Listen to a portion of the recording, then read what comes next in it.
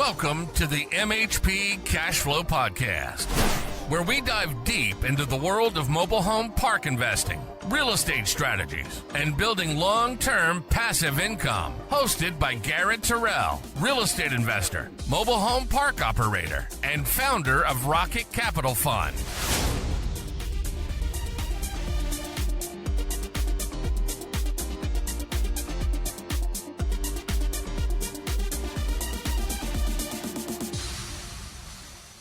All right, everybody, welcome back to another episode of the MHP CashFlow Podcast. I'm your host, Garrett Terrell, and today we have a guest on in Mr. John Evans out of Six Rock Properties, and excited to hear his story, learn more about what he's doing in the MHP space, and excited to have him on. John, thanks for coming on. I appreciate you inviting me to come on the show here. Yeah, absolutely. You got a pretty impressive portfolio from what I remember. Right? How many lots are you up to right now? We're at 600 right now, but I mean, 600. Yeah, we've kind of sold a few, bought a few, assigned a few, so 600. And what states does that consist of for the 600? Welcome to the MHP CashFlow Podcast, where we dive deep into the world of mobile home park investing, real estate strategies, and building long-term passive income. Hosted by Garrett Terrell, real estate investor, mobile home park operator, and founder of Rocket Capital Fund. So you're bullish on North Carolina? Yeah, I mean, it's, I was on the Keel podcast a while back, and he mentioned using the... can't think of what it was. It was like the National U-Haul site or whatever, they track moving trends, and I think, which of course Florida was, I think it was the top, but right behind that was North Carolina, Tennessee, South Carolina, as far as really, residents and growth and whatnot, That's really valuable data. Yeah, honestly. California, of course, is on the decline as well as New York. I'm not saying that there's no opportunity there, but I probably will never own in those places. But never in a blue state. If you're listening to this out there and you're trying to figure out what state to invest in, don't invest in a blue state. It's not for political reasons, or maybe it is, but you're in the business of owning rental property, owning lots, and you're in the business of real estate. Red states favor real estate. Blue states do not. So quick little PSA for everybody out there. Yeah. So you like North Carolina a lot. What makes you like some of those markets there specifically? Well, I mean, like I said, Winston-Salem. Well, the thing about that is you have all the other surrounding cities that are just so great also. Even the little small towns outside of the larger cities, which I kind of prefer. Yeah. We have a property in Kernersville, which is a small town, but it's just minutes from the larger city. So yeah, I kind of like those little kind of niche areas that are outside of the loop, I think those are perfect for mobile home parks too. Yeah, people are more friendly. I mean, your crime rates are generally lower, traffic is lower. It's just those are the kind of the areas that I like, I love the tertiary markets, I love those. Yeah, I wouldn't necessarily say it's tertiary. It's just outside the loop. Yeah, it's just outside like a decent sized MSA, not like in the hub of everything, but just a little bit outside of it. Yeah. Yeah, that's perfect. I love that. And so out of the 600 units, so how many separate mobile home parks is that? Let's see, that's just 5. Really? Just 5? Yeah. Wow. So these are bigger deals. In Graham, it's I think it's like 180 something lots, so that makes up for a nice little chunk. Yeah, those are some big boys. Those are some monsters. Yeah, they run well too. I mean, of course, you always have little things here and there, but Yeah. you know, we've got a great team that we've built over the last 4 years that are local to Winston-Salem. So, Oh, okay. I mean, they make up. So you're Yeah, that's the difference of night and day when you have a team that's there. You know. yeah, because you're not in North Carolina, right? No, So, I'm in Southern Alabama. Yeah. So. okay. So you guys are, I'm assuming, doing a decent chunk of this virtually, and then you have kind of a hybrid, on-site guy that's reporting to you. Is that kind of how you guys run it, or is it 100% virtual? Yeah. No, we have. So basically, when we started, when I kind of joined Chris with Six Rock, one of the other partners that kind of came in, he was local already in Winston-Salem, and he actually lived like 5 minutes from one of the parks we bought. So, you know, it was nothing for him to go over there, you know, whenever we needed to. Yeah. Which wasn't really often. It makes the world of difference when you have somebody there, you know. And so we've just kind of built on that. And, you know, we have somebody on site at each property that lives there that kind of is the eyes and ears, you know. So, And you guys are collecting through Rent Manager?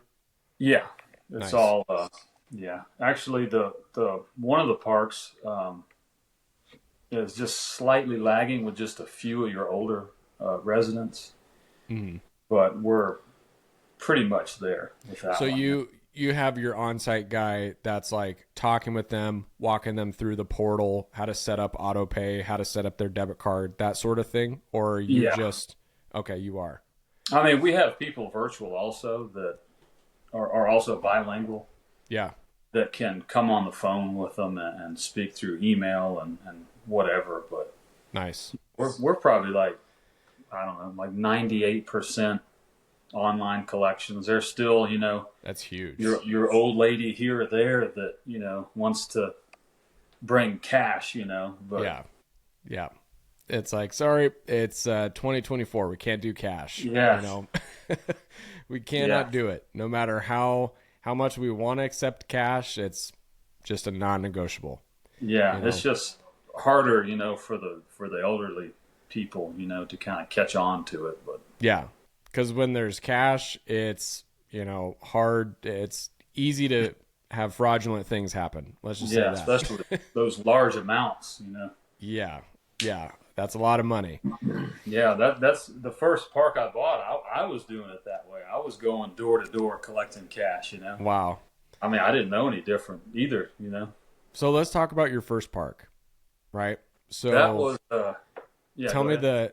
the location, how much you bought it for, how many lots, what you did with it, kind of just the whole story.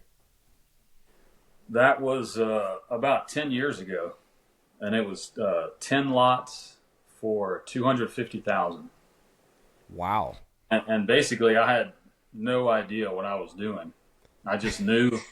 I mean, I wanted to, you know, my first thought was, yeah, let's buy single family homes and buy enough and make money and all this. But I just knew that it would take so long to buy that many homes, and they're going to be that many different places before you're ever really have a business, you know. Yeah. But I knew, you know, mobile home parks or trailer parks, if you bought it, you have all these units at one time. So that's kind of, you know, was my thought. But so I found a park on Craigslist of all places back then, you know, and I was asking people what they thought, you know. Of course, everybody said, no, you don't want to buy a trailer park, you know. So I kind of put it out of my mind for a long time. And so it just, the thought never left. And so I'm driving to work one day, and I just see this sign in this guy's front yard, you know, for sale, but it was a mobile home park. So I called that number and talked to him, you know, and he kind of walked me through what he was doing. And I just felt good about it, you know. He was a decent person, and, you know, so. Yeah. But I didn't know anything about it. I didn't know, you know, I didn't know what due diligence was, basically, you know. I didn't know an environmental report. I didn't know any of that. But I knew that the utilities, it was direct bill, water, sewer. Electricity, of course, was billed. All the homes were like stacked in a row. It was in a good location. Where was it located? It was in Norco, Louisiana, which is outside of New Orleans. Norco, Louisiana. Nice. Yeah. Okay. Which actually was not in a flood zone, even though you would think it would be, but it wasn't. Just about to ask that. It wasn't in a flood zone, but it's in the path of all the hurricanes. Yeah. Know? But at the same time, the park had been there for 40 years. Yeah, and it was still fine. So, yeah. Nice. And so basically, I took the rent and the expenses and the debt, and I said, okay, well, here's my buffer. Here's what's left over. So that part to me makes sense. So yeah. I went to all the banks in town, and nobody was interested.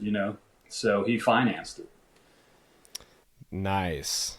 That's huge. So that was going to be my next question, because I'm just thinking just out loud here, but 10 years ago, I mean, we're talking 2014, yeah, 10 lots for $250K, $25K a lot 10 years ago. That's a lot.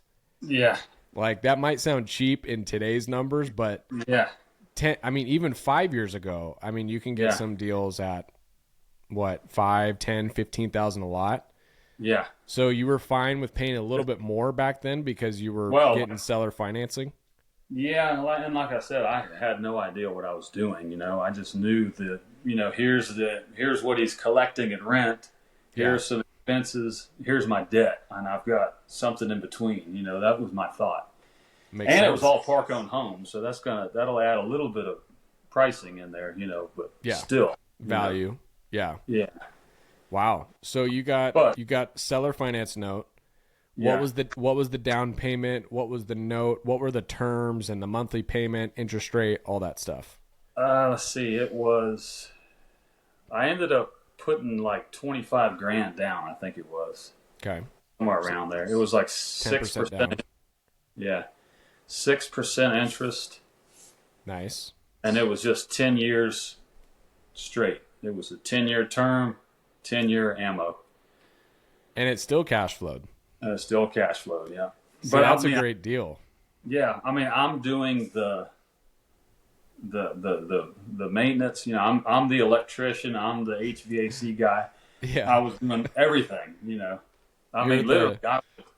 But the location though was right beside where I was working. Oh, okay.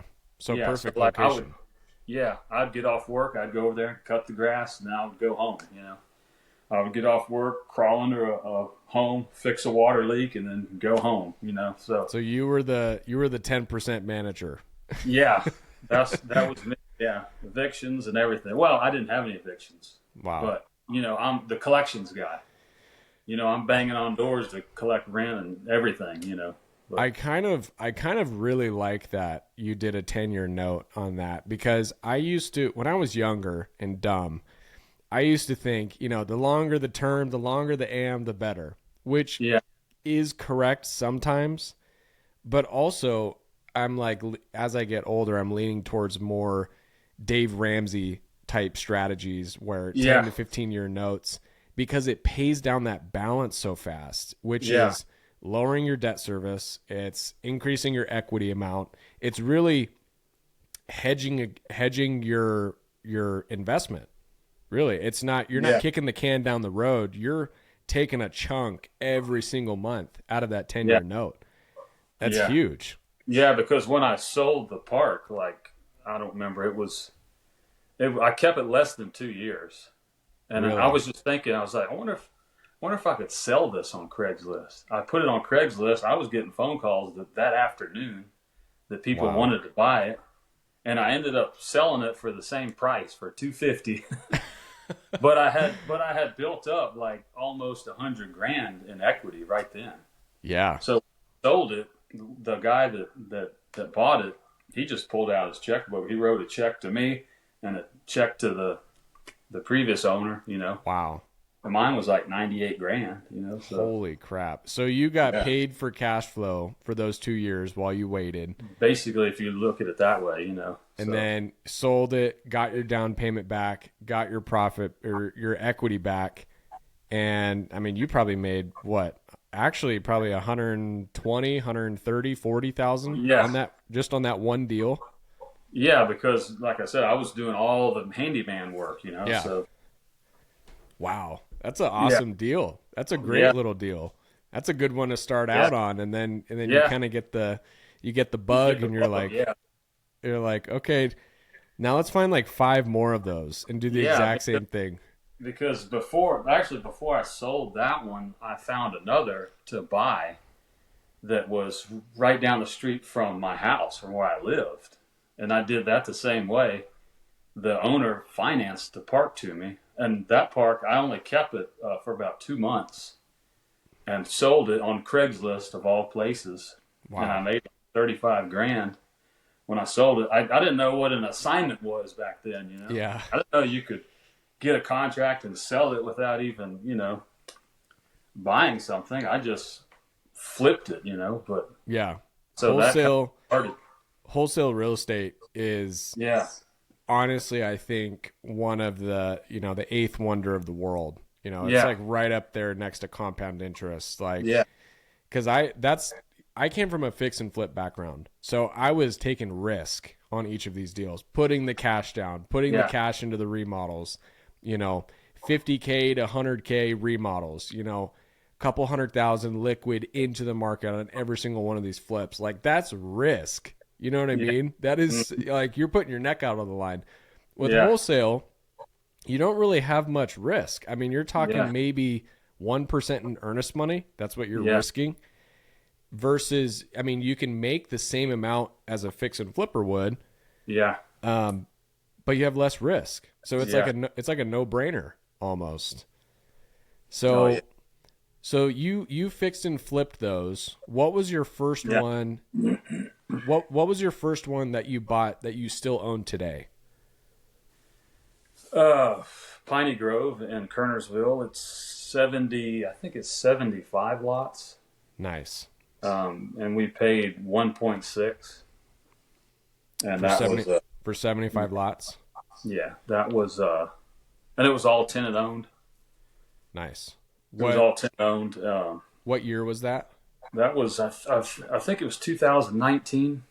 It was 19 or 20. It was right during COVID. Nice. That's 21,000 a lot back then. Yeah. That's cheap. Yeah. That's really cheap. Yeah, and it's just a really, really nice community, where it's mostly seniors. So, I mean, when you drive in the park, people on the porch, wave at you. It's just a nice place. That's awesome.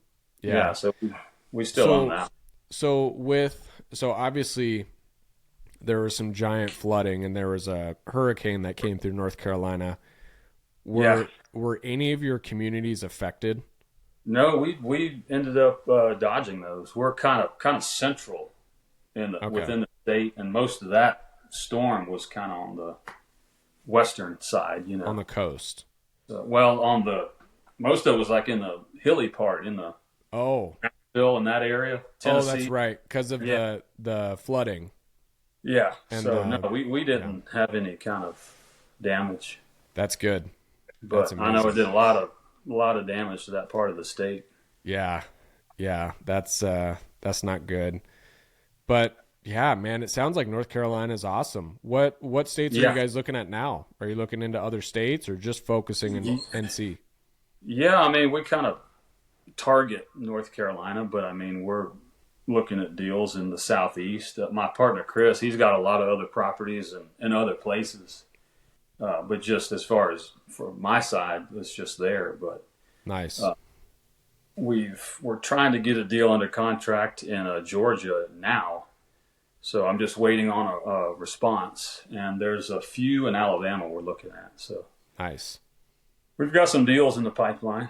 Yeah, for sure. Plus the large one that you and I had discovered a while back. Hopefully that will be if we get that locked up. we'll have to do another podcast in the future about it and just talk about the deal and the timeline and everything. But yeah, we'll definitely revisit that in the future. Hopefully we can get it under contract. Yeah, I still, keep in touch with her just to kind of keep things warm, but I'm bullish on Alabama. I'm very bullish on Alabama. Like when I first got into it, I was researching markets and, basically in the Southeast, and I just found that Alabama is moderately landlord friendly and it has a strong economy. Like there's a lot of major metros in Alabama. So there's a lot of people and a lot of infrastructure. But there's a lot of population growth as well. That was like one of the states where I saw a lot of population growth in Birmingham, Montgomery, Tuscaloosa. Huntsville is blowing up like crazy. Yeah. So I'm like, there's something kind of going on with Alabama. Like, very, very bullish on it. And I mean, for the parks that we have, every time we post something for sale or for rent, we get 20, 30, 40 messages in a couple days. It's like the demand is definitely there. Yeah. So I love Alabama. What part do you live in? You said you're in southern Alabama, right? Yeah, I live in Gulf Shores, which is just outside Pensacola. Nice. Right on the coast. Yeah. Okay. So Gulf Shores, it's kind of by like Foley and that sort of area. Okay. Yeah, it's like just like 10 minutes south of Foley. Nice. Yeah. Nice. I love Alabama. Definitely bullish on it. Yeah. I'm open to other states, but it's tough because I've looked at a lot of deals in Florida and I'm not a huge fan of Florida because of the flooding and the hurricane risk. Yeah. Unless I'm like stealing it, I would probably stay away from Florida. There's other people that I've had on the podcast that only buy in Florida and they won't buy anywhere else. And that's totally fine. Yeah. I just don't feel comfortable in the market.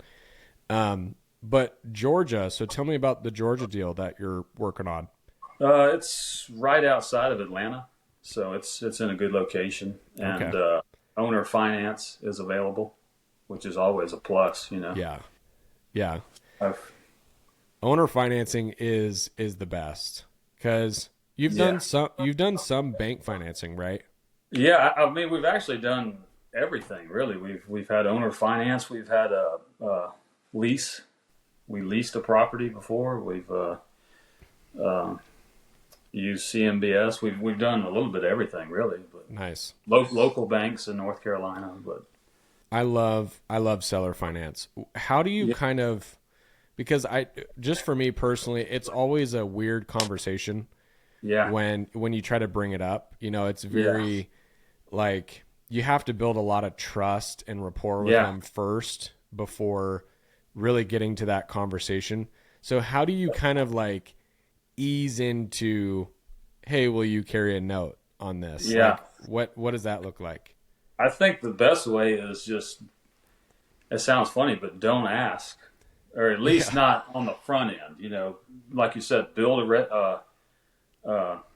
some rapport, build a relationship with them, and then maybe just kind of, when you're talking, just maybe mention it, not directly, just and something else. Don't come out and ask, hey, would you finance it? You say something like the second park that I bought, I told him about the other park that I bought, and I just mentioned, the owner financed that property to me. I didn't say, hey, would you finance this one? I said, he did that one, so you can kind of ease into it. And the other way is, if you actually put a little bit of effort into finding the bank debt, and maybe you don't. Yeah. And the owners see that you're trying to make this deal work, and like you said, you're on their side of the deal, you both have a common goal, and you've put all this effort out to get financing another way, then maybe, kind of as it comes closer, you can kind of, ask them, Yeah.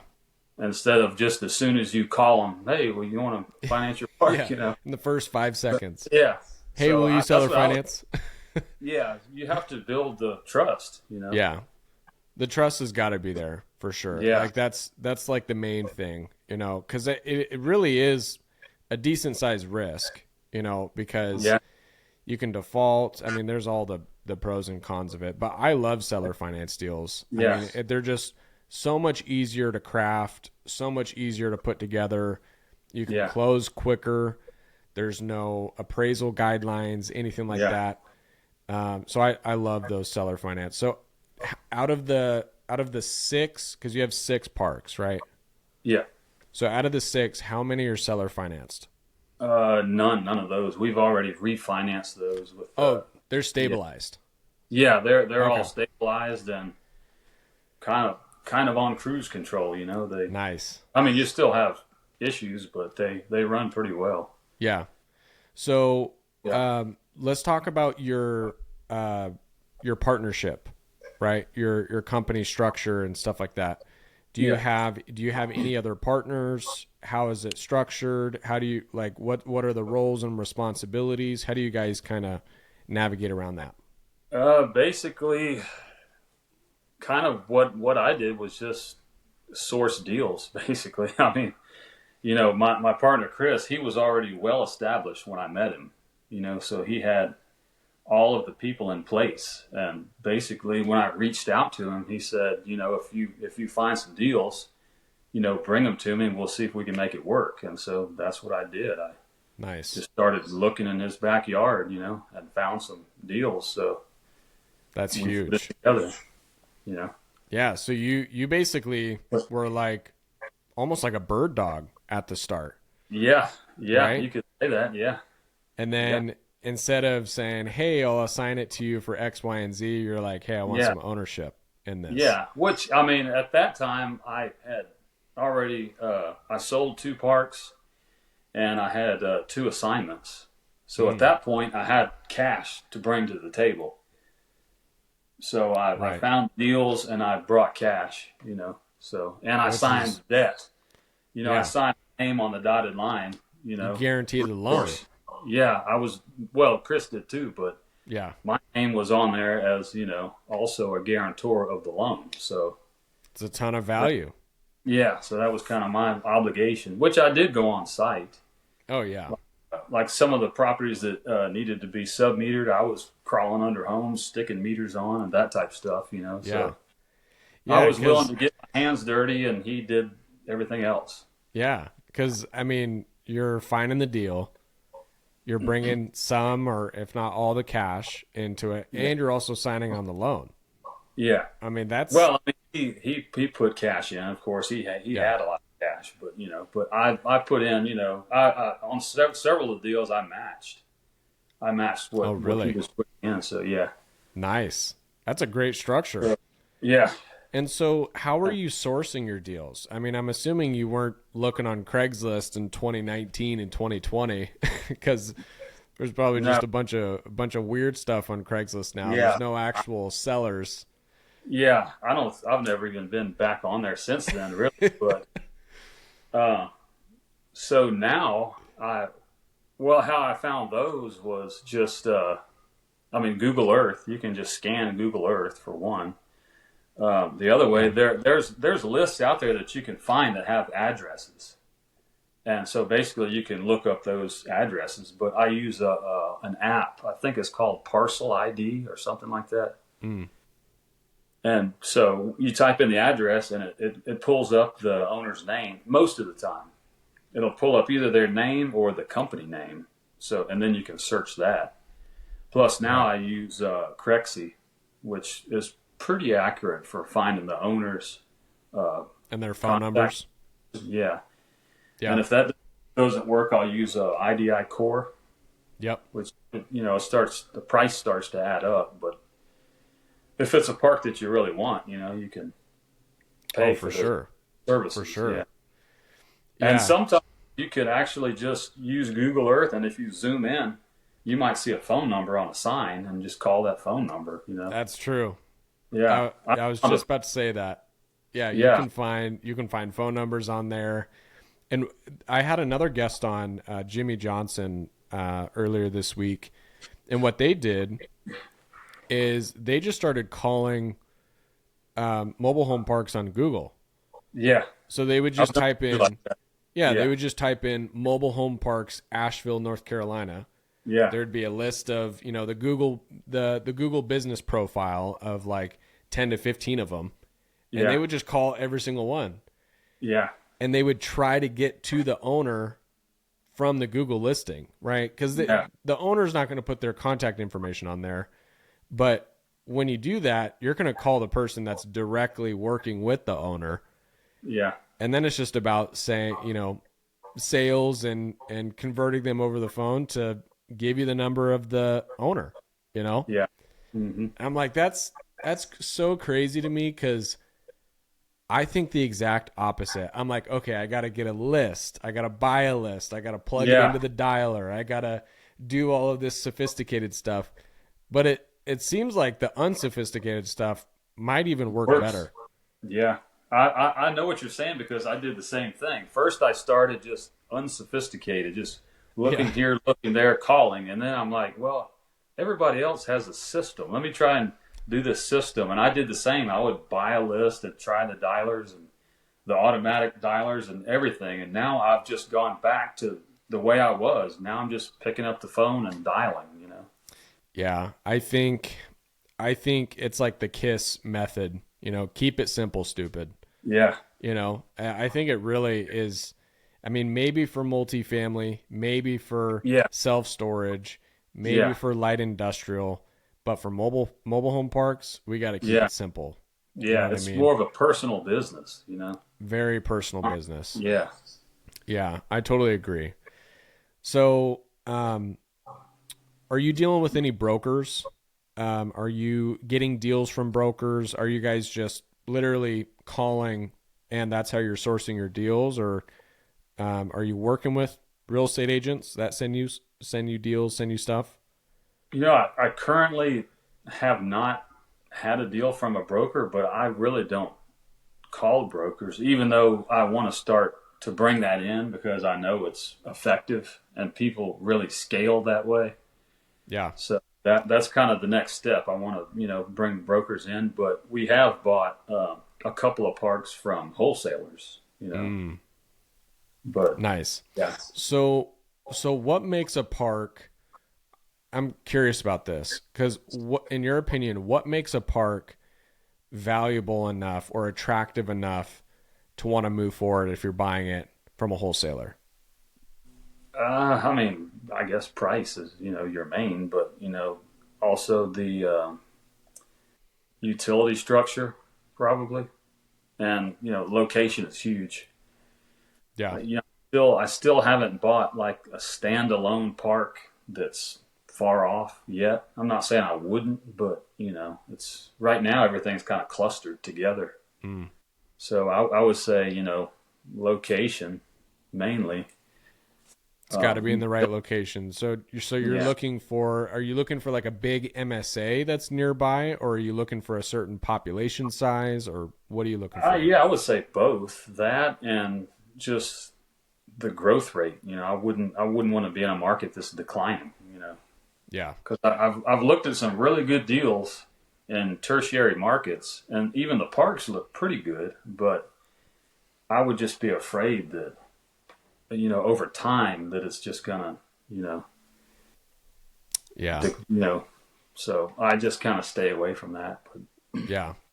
And are you using like best places for some of the stuff? I mean, if I just grab my phone, I use city data. It seems to work better. City data. But city data.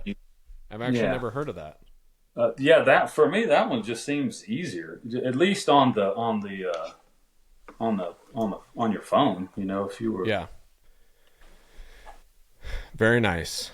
So so you're looking up deals. Is there like a certain are you looking to stay under $30K a pad with city utilities? Or ideally yes, but I've also heard that the trend I think is like 42,000 a pad is like the current average going rate for parks across the U.S.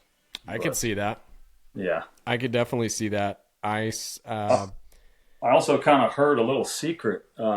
and this is real vague. It's not precise, but the 1% rule. You know, say your lot, 200, then 20,000 a pad. But I mean that's just something that you can just click in your head, and you know. But that's what I look for right off the bat, like the 1% rule. Like if you know, lot rents are currently $250, park owned home rents like $650, $750, $850, something like that, and he wants like $25K a pad. I'm like, okay, we're in the same ballpark. Like now let's just crunch the numbers and figure out how to make it work and how to make it cash flow. Some of the sellers, because we do a lot of direct to seller stuff, some of the sellers I've spoken with want like $120K a pad. Yeah, I mean, I guess some markets command that, but there was a seller in North Carolina that wanted $100,000 a pad, and and I'm like, you know, what world are you living in? Because that's not the world that I live in. Like I would pay like $30K a pad for this place. He was like, oh well, you know, it was just. Some sellers are like that. You know, some people just don't want to sell and they just want to throw out a crazy price. Yeah, a lot just throw a huge number out there and just see what happens. they anchor high, but they'll probably take much lower than that. Yeah. You know? Yeah, that's hilarious. So you're looking for city utilities mainly. Is there like, do you not like private utilities? Do you think there's too much risk or too much CapEx with that? Or why do you? We have private utilities. I said that. I should have corrected myself, but we don't have any lagoons. Right. We don't have any wastewater treatment plants. I'm not saying we wouldn't, but I've just heard they can be, you know, pretty pricey to fix, but. Got to steal it. Yeah. I don't know about a lagoon, but I've also heard people say, you know, you should look at those deals and see what the pros and cons are, you know. Yeah. It might not be as much as you think. I talked to a guy a few days ago. He had a park. It was a lagoon. The city was running sewer in front of his property. And, you know, it was going to cost a fortune to tie in. Well, somehow they made a mistake when they were digging the trenches for the pipes, and they hit his lagoon and spilled this sewage everywhere. No way. Yeah, the municipality had to pay for the cleanup, and they tied his park to city sewer.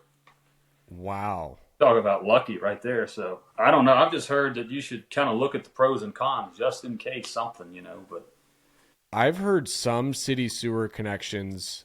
I mean, depending on how far the sewer main is away from the entrance or whatever the start of your park is, I've heard it's like $50K all the way up to like $250,000. Yeah, I don't know. We actually looked at one. They called it a sand pit. Basically, the wastewater runs into a field, like a sandy field. And you rake it somehow. I don't know, but that park actually ended up trading. Really? But yeah, it was like $140,000 to tie into sewer across the street. So across the street. Well, they was going to have to bore under the road. Yeah. Or whatever they do, but wow. Yeah, it was like $40,000. That's a lot. But I followed up, and that park actually ended up trading though. So some people will buy them. I've seen them trade. Yeah. I've had 12, 13 guests on the podcast so far. I don't know one guy that's been on that wants to buy a wastewater treatment plant. Yeah. Like, I don't know one person that works for them. People buy them, but I don't know. No. I don't know enough about them. Yeah. Don't know. Yeah. I don't have a desire to know more about them, you know, cause it's I kind of look at that as like a red flag, like a flood zone, you know, I'm like, okay, unless I'm picking it up for like 20 cents on the dollar, really don't have much interest on this, you know? Yeah. No, we do. We do have some parks on septic, but they all have their own system. You know, each lot has their own system. So. It's like a 1-to-1 ratio. Yeah. Now, in your due diligence, are you pumping the septics and getting a report? We never have. Never have. No, Never have. We've had a couple of them scoped. If there's a standpipe, they could scope them. I know some people that do, but yeah, you're talking, at least $300 per tank. So it's a lot of money. Yeah, I mean, you could spot check them, do a few. Yeah, but yeah. The other thing is you call the county, the whoever, and you can get all the environmental reports, and you could also call all your septic providers in the area and ask them about the park. Chances are they know the park and they're going to tell you the history. I would do that before I ask the owner who they use. I would just go out and look up all the providers, and they can tell you, how often they go there, so. That's really valuable information. If you didn't hear that, rewind that, but go to your local city planning department, whatever it is, ask about the site plans, because I'm assuming they'll have some type of, septic plan. Yeah. Where they're like, hey, tank 1 is here, tank 2. Yeah, they'll have that. And if they don't have that, then contact local companies, because you guys in most of these major markets, there's really only a handful of septic companies. Yeah. I mean, there's not like it's not like real estate agents. There's not like thousands of septic companies out there. There's a handful. Yeah. So the reality is one of those guys in the handful has probably worked on the park and probably has a lot better and more accurate information than the seller. Yeah. You really, you could do that with anything. You could call plumbing companies and ask them about, water repairs. They might say, oh, yeah, we're out there every week fixing the water. Yeah, that place is a dump. Doesn't hurt to call around. That place is a dump. We're out there every week. Yeah, but I wouldn't do it until I had a contract signed, because I had one come back and bite me one time. I called the city. I was looking at this park, a nice park, which I did end up assigning it. But I was looking to buy this park, and I knew the owner, and so I called the city, and I was going to start, getting a few details. Yeah. Somebody that worked at the city had a friend or relative that lived at the park, and so she blasted it out, that hey, somebody's selling the park or whatever. And then the owner went silent on me for like a year. I couldn't get back in touch with him because of that. And I didn't know why until I finally got him back on the phone a year later, and he told me, So, yeah, I wouldn't do any of that until you have a signed contract. Yes, as a part of your due diligence. Yeah. 100%. That's huge. That was just one of my little learning curves along the way, Yeah. Wow. That's amazing. So let's talk about, I love the cash flow of MHPs. That's why I named this podcast the MHP CashFlow Podcast, because I think I get the whole equity play, the value add for the equity and the flip after a year. And I get that whole thing. But the real the real reason why mobile home parks are so valuable is because of the yield. Like, they produce a yield that 99% of other asset classes just do not produce. You look at all the numbers, mobile home parks produce more cash flow than any other commercial real estate asset class. So let's talk about your best cash flowing park. What does that debt service look like? What does your NOI look like? What is one park that you have that's like, this is our cash cow? Well, they all really do well, honestly. I mean, because they're all kind of structured the same. I mean, even as far as the pricing has been relatively similar across the board. They're all set up as far as tenant-owned homes. Mm-hmm. Some of the parks are direct bill, so that's less expense there. The other parks are well, and so we've had really good luck with the well. So they all cash flow. I mean, as far as numbers, I would really have to dig in and find the numbers. But Are any of them cash flowing 5+ figures a month?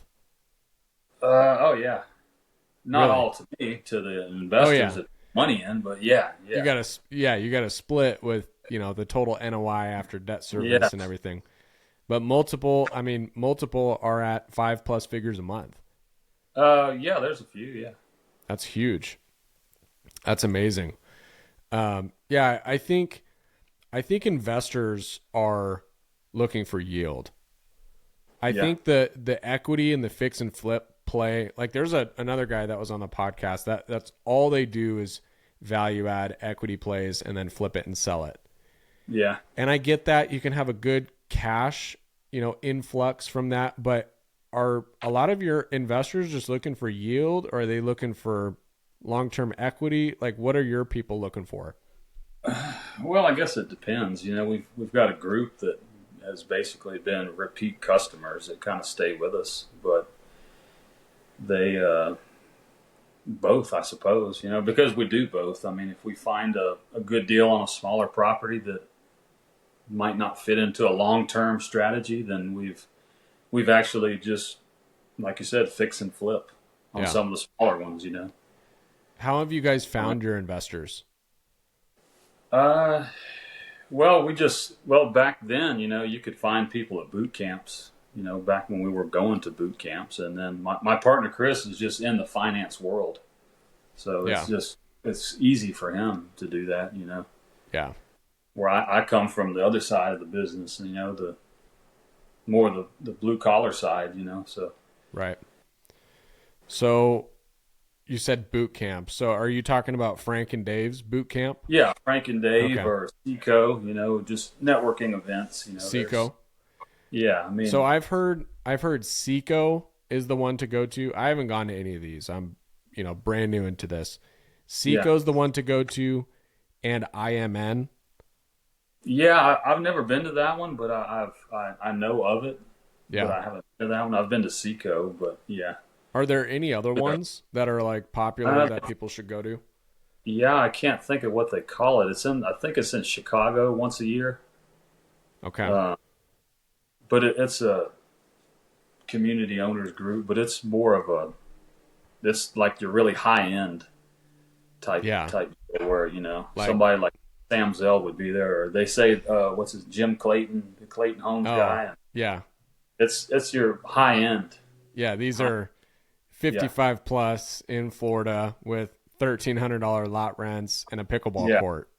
That's that type. That's your REITs and your major players are at that, if that's your target, I would say go there. But Seco is more like, mom and pop. Yeah. That'll show up in a t-shirt, See, that's what I like. I totally get the whole huge goals and aspirations thing, but there, and I've done that in the fix and flip world, and more isn't necessarily better. Yeah. Having the right deals is better. Yeah.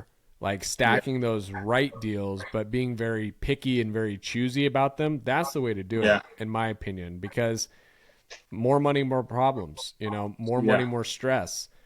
And you don't want to have a giant portfolio that is stressing you out to the point where it kills you after 10 or 15 years and you have a heart attack. Yeah. What's the point in that?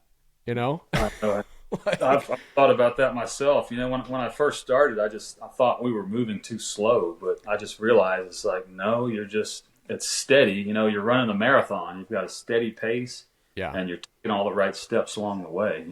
It is a marathon, and it's weird. Like the older that I get, the less debt that I want to have, even on real estate. I don't know. This is not really a common topic to talk about, but I think debt, personal debt is terrible. Obviously, real estate debt is great, but you also don't want to be super leveraged. Yeah. You don't want to be too leveraged, because if something happens and it drops 10, 20, 30% and cap rates go up, you're screwed. The bank might be calling the loan. Yeah. I know that's happened a few times in history. Yeah. And so it's like, I don't know. When I was younger, I had a different mentality about debt and, leveraging and stuff like that. I've just, as I've gotten older, it's changed over time. But the interesting thing is, so there's this guy here in Phoenix that he built a giant portfolio, just single family homes. And I thought this is kind of like a baller move. I love this. But he had this giant portfolio and he had debt on it. And he pretty much sold the half of the portfolio. Let's say it's a $50 million portfolio. And it was a lot. It was multiple seven figures. Multiple. He had a $50 million portfolio, sells half of it, takes the proceeds, and pays off the other half. Yeah. And just lives off the cash flow. I'm like, that is so genius. I've never even thought of that before. Yeah. I mean, those things I've kind of thought about those things, later on as I age, maybe just kind of step away from all the big ones and just keep a few for yourself, to kind of release the tension. But I mean, right now everything is going great. So, but because like, if you think about it, I mean, having a big portfolio is great. It, really helps when you're raising capital. It gives investors confidence and stuff like that. Yeah.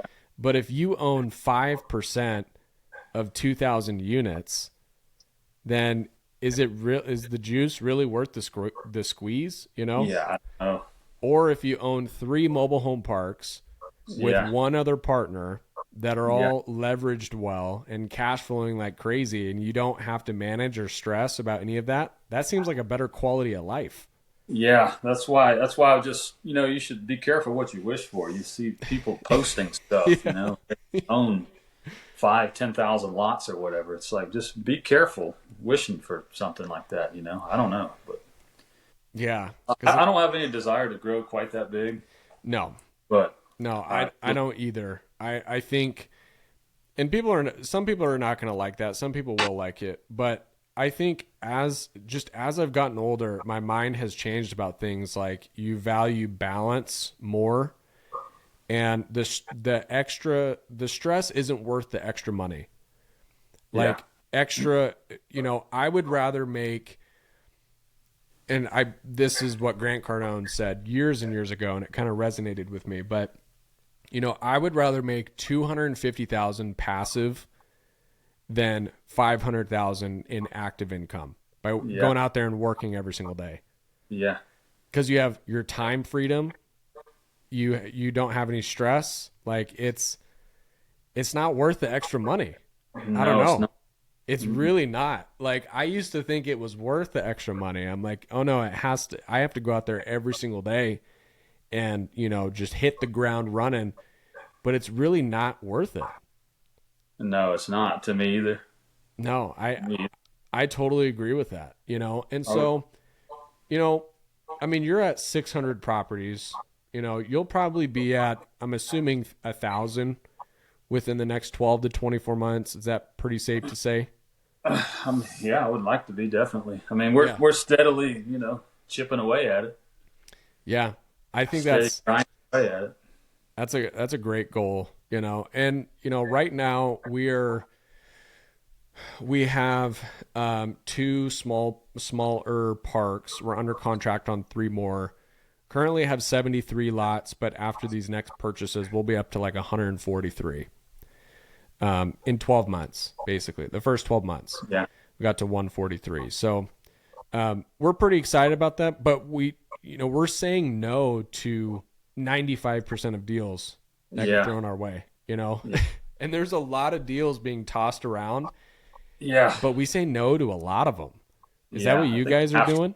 Yeah, you have to. I used to, when I first started, like I said, when I joined Chris, he already had experience, and knew what he was doing. And we would look at deals and, he would kind of turn them down. I'd start thinking, why are we turning down all these deals? But, as you learn, it's, you're going to turn down a lot of deals. Yes. And I've heard a guy say that even the parks that he gets under contract, he probably backs out of 60% of them, even after the contract is signed. So, that's another thing. That is a very valid point. I mean, that's happened with us a few different times. Unfortunately, we're dealing with a couple lawsuits right now with sellers that I think, sellers that backed out the day of closing. Yeah. We had 2 in the same county in a 3-month period that we got to the day of closing and the sellers backed out. So it could be, I don't know. It's maybe that county is just bad luck, and that's just God telling us, hey, stay away from this county. Don't buy there anymore. And from what I've heard, it's, that's obviously not very common. And if you're listening to this out there, you sign a contract. It's a legally binding contract. Yeah. Even if it's on the back of a napkin, it's a legally binding contract, and you have to uphold to the terms in the contract or else you're breaching. And some people don't know that. Some people don't understand it, and they're just like, oh yeah, it's just a piece of paper or whatever. Like we're not doing this. But yeah, so that's interesting. That's what's going on right now. So, I have never been a part of that before. And, it's definitely an interesting experience, but at least I'm learning a lot of it, Yeah. It's good, valuable information to, propel you forward in the future.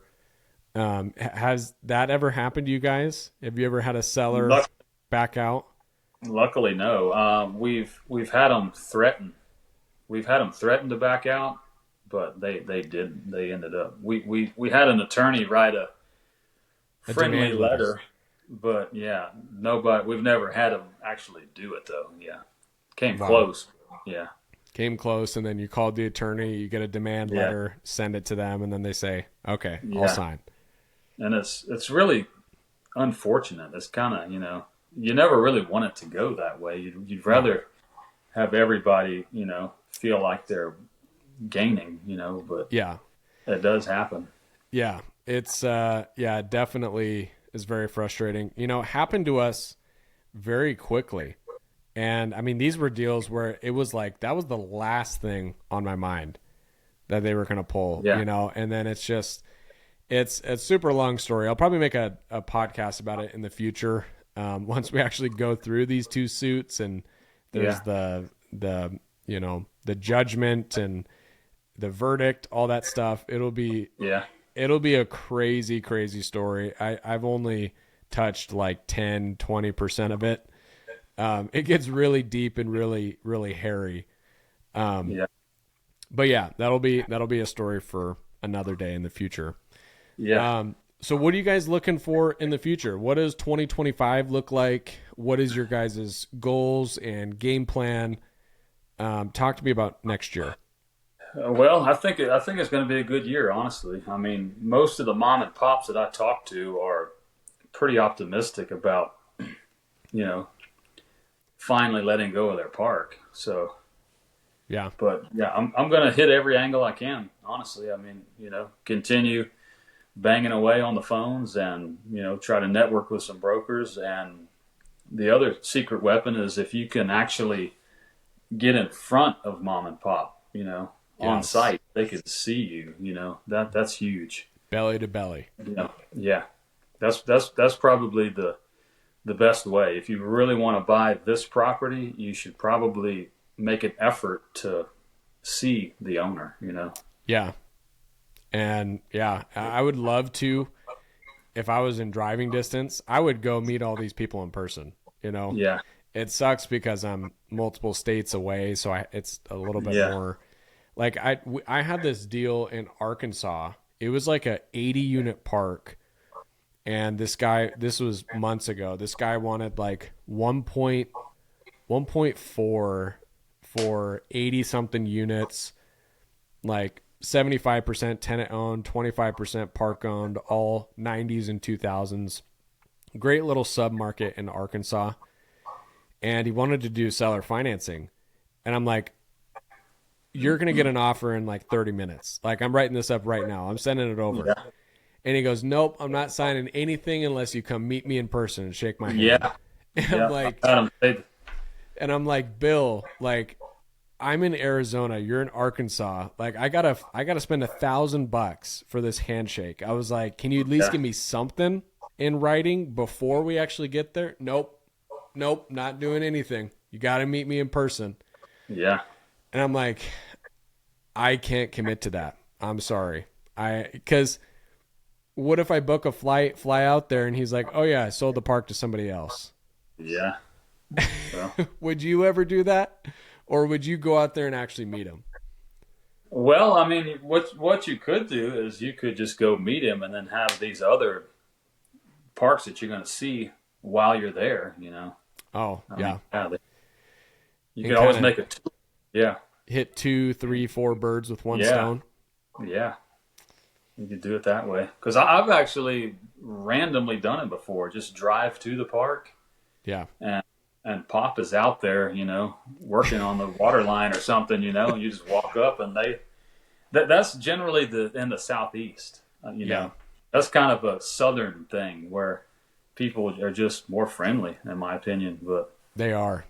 They are. I can attest to that for sure. Yeah. People in Washington are rude, mean, nasty to you. I mean, oh my gosh. Yeah.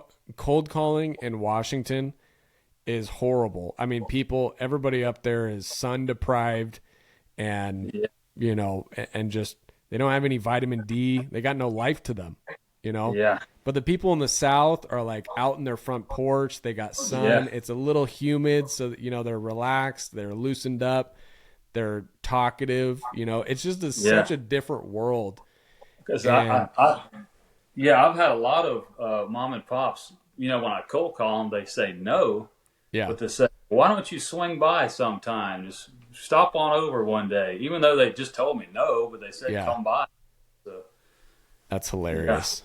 Yeah. Some people, they just want to talk. Yeah.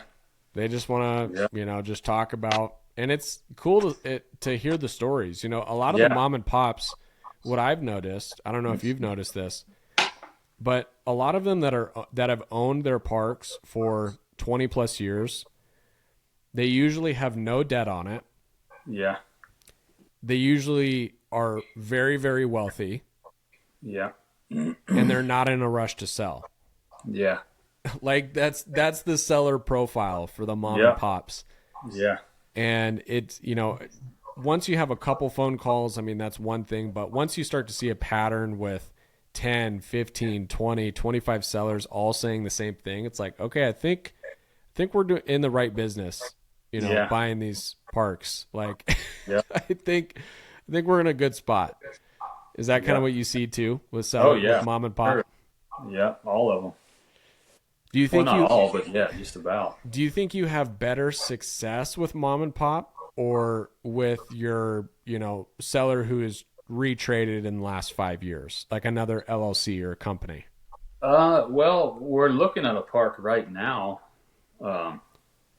That's within that 5-year range. And we actually did buy a park in Winston-Salem like that, where a guy bought the park. He kept it 3-4 years and just wanted to exit. So, you know, if you look up a park and it's, you know, in a name of a LLC, I wouldn't necessarily let that scare you away. Yeah. Because like you said, a lot of people, they keep it a few years and they trade, you know, and if it fits into your box, you know, there you go.